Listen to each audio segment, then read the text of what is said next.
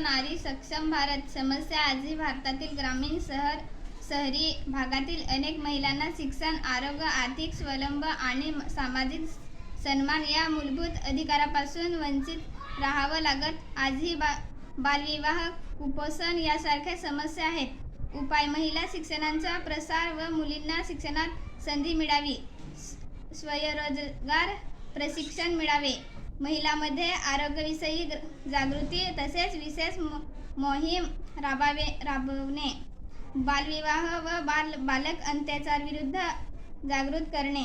परिणाम: महिलांमध्ये आत्मविश्वास वाढेल, समाजात स्त्रियांचे सन्मान वाढेल, सशक्तीचा विचार उजेल।